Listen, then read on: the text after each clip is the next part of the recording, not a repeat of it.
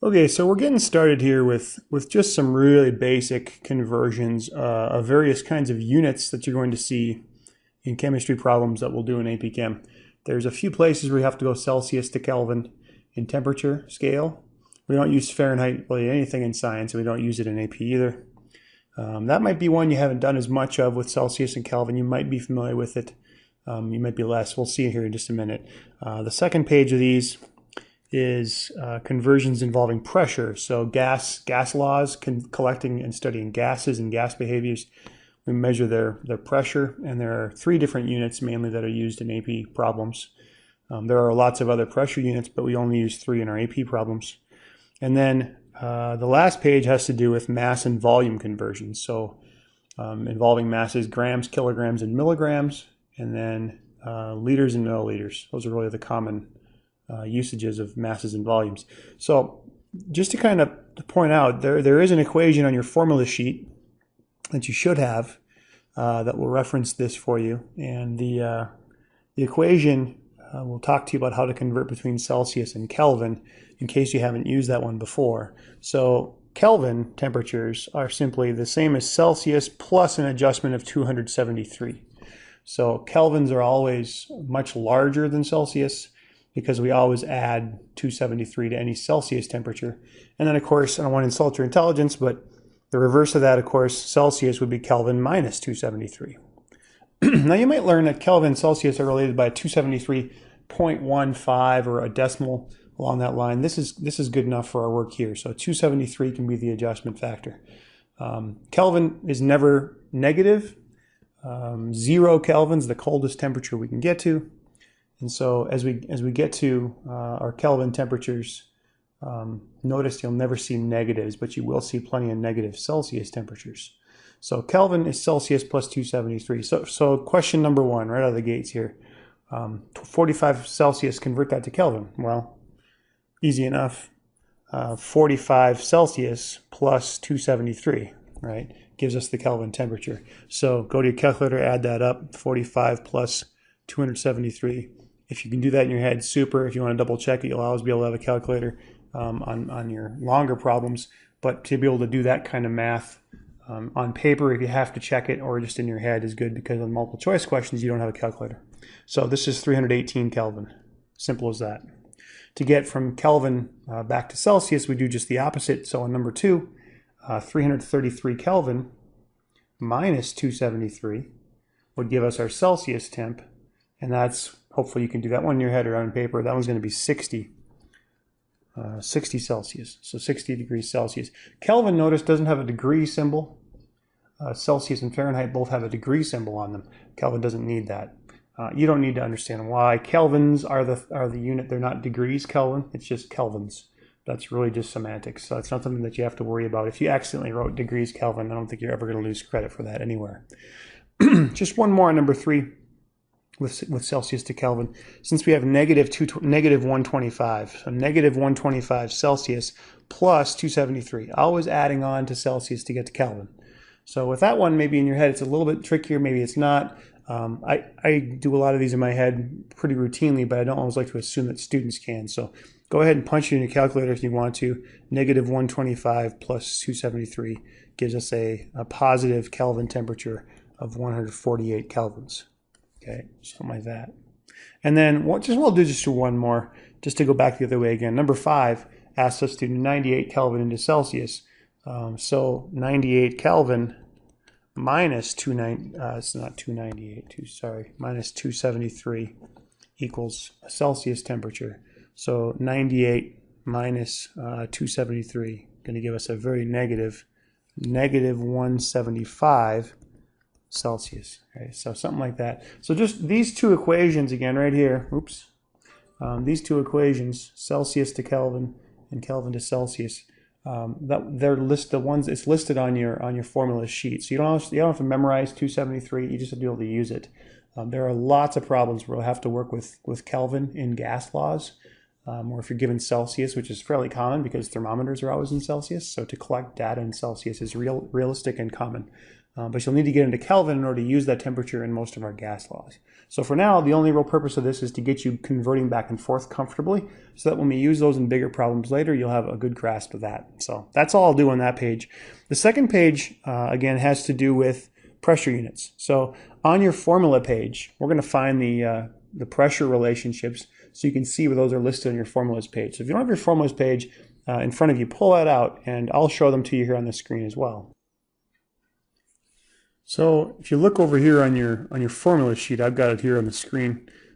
This is on the back side of your formulas page. So again, I'm looking at this main AP equations and constants page, just formulas page. On the back side of it is the section on gases, liquids, and solutions. So there are a few gas laws along with some pressure units that we're going to use. So I'm just going to draw your attention for now anyway to this part here on the back. 1 atmosphere is equal to 760 millimeters of mercury and is equal to 760 torr. So a millimeter of mercury and torr is exactly the same thing. It also says here that standard temperature and pressure. Okay, you don't see it listed as that, but standard temperature and pressure is STP. That's equal to 1 atmosphere. So each of these, any one of these three, is standard temperature and pressure. 1 atmosphere is listed there, 760 millimeters of mercury, 760 torr. Those are all considered standard pressure, and they're all interchangeable or equivalents to each other. Okay, so $1 is equal to 4 quarters is equal to 100 pennies. They're all equivalent statements. So we can work with those as ways of getting between the units, converting between the units, just like you would to convert inches to feet, for example, or anything else. So let's just take a quick look at some of these pressure units with these equalities in mind, just so we don't have to go back and forth. I'm just going to jot them on top of the page here so that we have them handy. Okay, so 1 atmosphere is equal to 760 millimeters of mercury, and is equal to what's called 760 torr, which is named after someone with a much longer last name than Torr. So 760 millimeters of mercury is a pressure unit. We haven't talked to you about it all here, how that was derived or where that comes from. So for now, don't worry about that. You can always learn about that later. But 760 millimeters of mercury and 1 atmosphere are interchangeable, as is the equivalence in torr. So to do a conversion here is really quick and easy. We're going to start with the pressure unit that we have, 445 millimeters of mercury. And then you just need to find an equivalent statement that relates millimeters of mercury to atmospheres, since that's what they're wanting us to do, convert millimeters of mercury into atmospheres. So we need an equality statement that's going to do that. And you're going to see me talk a lot about these equality statements or conversion factors. I sometimes call them truths. In first year chemistry, just things that are true that you can use to relate one thing to another. Well, we have one. It's right up here at the top of the page, right? 1 atmosphere is equal to 760 millimeters of mercury. That's what we're going to use. Now, how you show that is up to you. I know a lot of Algebra 2 folks come in familiar with setting it up something like that, except they can draw a straight line, which apparently I can't do. And they use their conversion factors that way. So they would say that 1 atmosphere is equal to 760 millimeters of mercury. I'm going to guess most of you have had Algebra 2. It's something that you learn and you're familiar with. This is going to be old hat and really easy for you, and that's great. That's where we want you to be. If you're not, really all I'm saying here is that whatever goes above this line and below this line, those are equivalents to each other. So 45 is the mercury beginning number, and then in this space, okay, right in here, I'm putting an equivalence or an equality statement. 1 atmosphere of pressure is equal to 760 millimeters of mercury of pressure. And you can put anything you want in those two boxes, top and bottom, as long as they're true and equal to each other. 1 atmosphere is equal to 760 millimeters of mercury. It's right there on my formula sheet. So any truth statement, as I call them, can go in there, whatever's useful to you. But the one that we wanted here is the one we put in. And the reason this is the one we would choose is because this will help us cancel the units, because millimeters of mercury will cancel as our unit, and that'll leave us with just atmospheres of pressure as our answer. So to punch that in my calculator, it's 45 times 1, which you don't really need to do, right? And then divided by whatever numbers are on the bottom, 760. So I can punch the whole thing in, 45 times 1. Oops. And again, you wouldn't need to punch in times 1. With 45 times 1, you can do that. Divided by 760.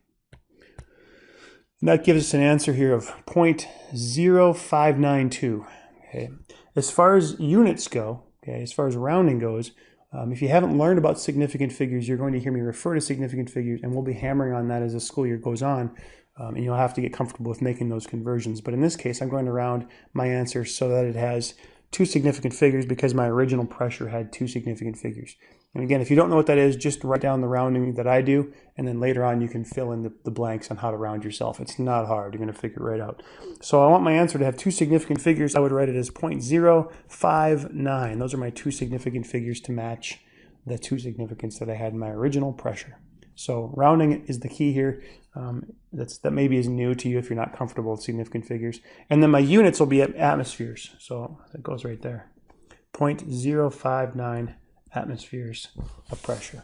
So we made our quick conversion, again, from millimeters of mercury to atmospheres simply by finding a way to link those two using an equality statement or a truth statement. Okay, let's do one more. 24 torr, this is number 2 on the same page. 29.4 torr is how many atmospheres? Again, we're going to go back up to our equalities at the top of the page, and I'm going to use a different one this time. I'm going to say that 1 atmosphere is equal to 760 torr. Okay, so torr in millimeters of mercury, again, the same, and interchangeable. So again, 1 atmosphere is equal to 760 torr. And that torr out. This is an equality statement. 1 atmosphere equals 760 torr. So I can put that in there and use it. And I punch that in my calculator, 29.4 divided by 760. Again, you can leave the times 1 out because, of course, that doesn't matter. So 29.4 divided by 760 gives me an answer of 0.03868, blah, blah, blah. Again, we're going to round that off because 29.4 has 3 digits in it that are significant. My answer should too, so I'm going to round that off to 0.0387 atmospheres.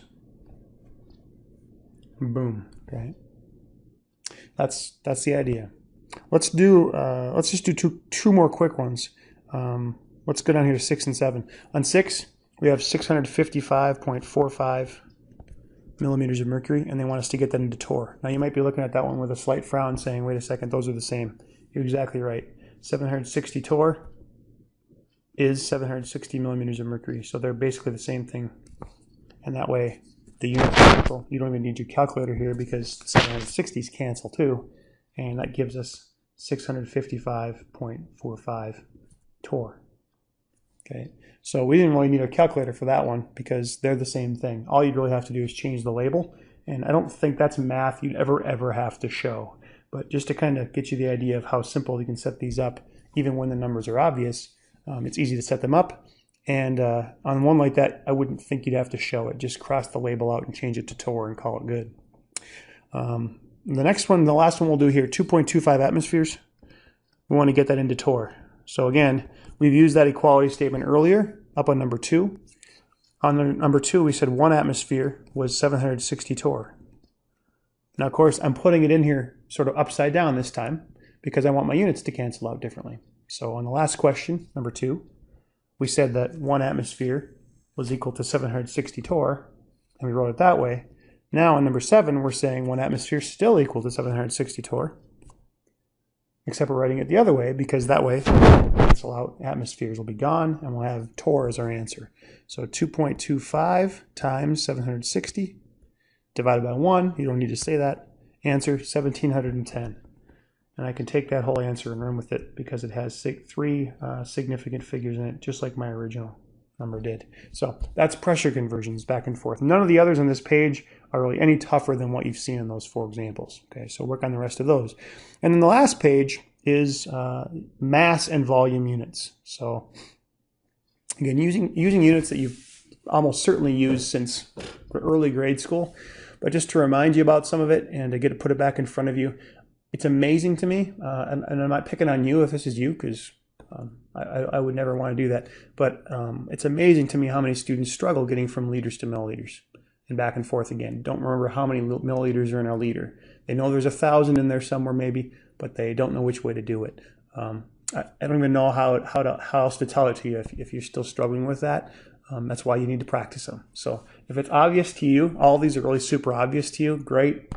You either had someone teach it to you a way that just clicked really well with you, or you've practiced hard, or you're a natural metric learner, and you could very well live in Britain or something and do just fine. But as we're looking at units and conversions in our AP problems, a lot of times these are the points that I just assume you can do, and students will struggle with them. So that's why I'm putting it on here, early in the class and throughout, you're going to have to make conversions of these sorts, and they need to be automatic. Okay, you should still show the work, even though it's automatic. You're going to probably laugh and say, "Why do I have to show the work for that?" I would still show it, because that way no one will ever wonder where you got your numbers from, and you'll always get full credit. It takes just a second or two to do a conversion that you just know the answer to, so it's worth the time.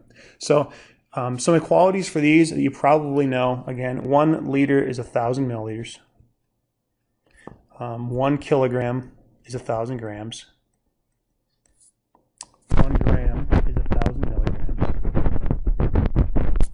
So there's our liters, milliliters, grams, milligrams, right? So grams is kind of the basic unit there, as is liters, and then milli has 1,000 of those. Milliliter, 1,000 milliliters in a liter, 1,000 milligrams in a gram.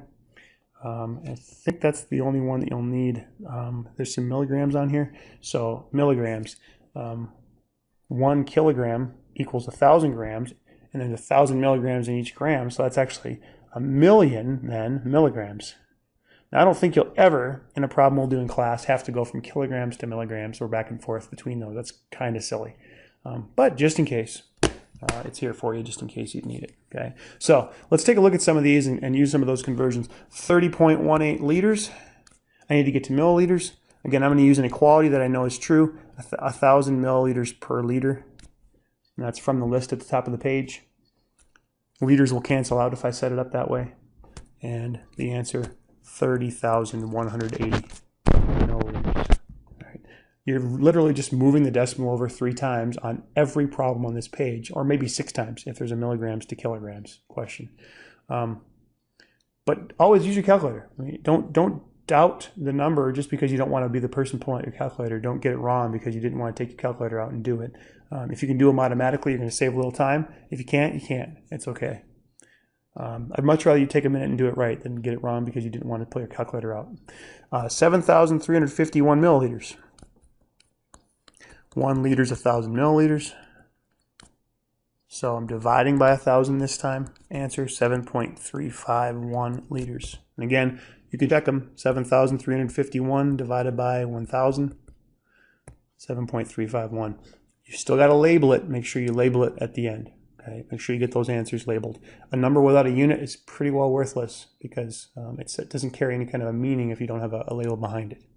Grams to milligrams, 33.67 grams. I need to get milligrams.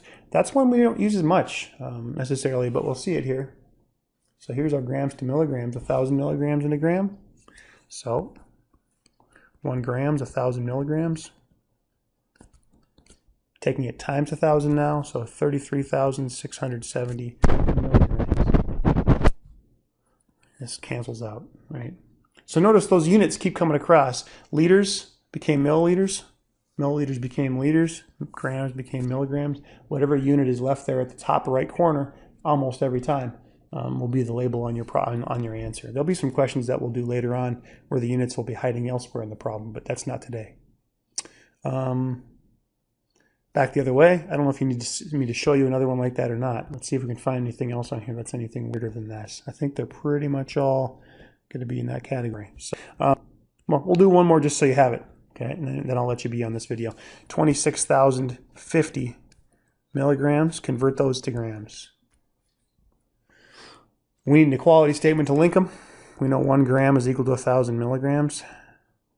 Just for purposes of kind of example, I want to make sure you understand why it matters where you put the numbers, right? If I do it like this, the milligrams will cancel and I'll be all set. But what if I didn't? Okay, what if I said 26,050 milligrams and then I came over here and said, well, I know 1 gram is equal to 1,000 milligrams. Because Mr. Bleth just said that a minute ago. And it's true. In fact, we used it just like that on the previous problem.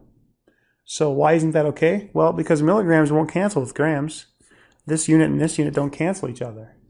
So if I punch this in my calculator, I'd get an answer, and my units would be like milligrams squared per gram, and that doesn't make any sense at all. You can't have a squared mass. It doesn't work. So we're going to take that off. We're going to use the units the way we originally had them set up. 26,050 milligrams. Those units should always come down and away so they cancel out. They should be diagonal so they cancel out. And then I know the truth still works. 1,000 milligrams is 1 gram, and now the units will cancel out. Okay.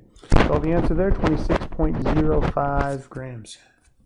Back and forth between kilograms and grams, going to happen often. Back and forth between grams and milligrams, not real common, but somewhat. And then certainly milliliters and liters all the time. We're going to use that one all the time. So just get used to when to put 1,000 next to what. You got to get a sense in your head of what's smaller, right? It's going to take 1,000 little milliliters to make a big liter. A water bottle might be a liter. A milliliter's like, the size of your pinky tip. Not even, that's probably a couple milliliters.